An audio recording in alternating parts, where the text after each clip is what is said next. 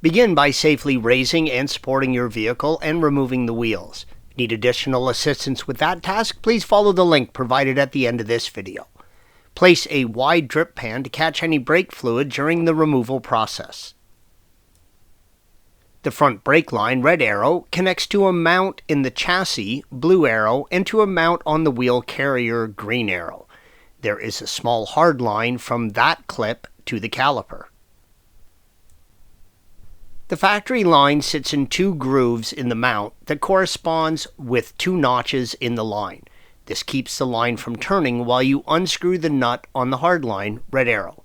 You want to use the right tool for the job. That tool is a 10mm flared nut wrench that is designed to grasp the nut on 5 sides. The nuts on the hard lines are easy to strip. Do yourself a favor and use the right tool. Once you break this connection open, brake fluid will escape. It is slippery, but most important, deadly to your paint.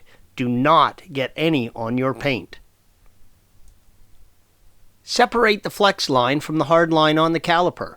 It's a really good idea to cap the hard line while the flex line is off, red arrow. This will help protect the line, stop debris from getting in, and keep fluid from getting out. The procedure for the connection on the chassis side is the same, only you will be using an 11mm flared nut wrench. Again, capping this line will help reduce the brake fluid that will escape and help keep everything clean, red arrow.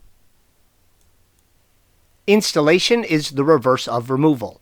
Never use any sort of tape or sealant on the threads when attaching the lines. Now, you must bleed your brakes. Do not attempt to drive the vehicle until you have completely bled the system.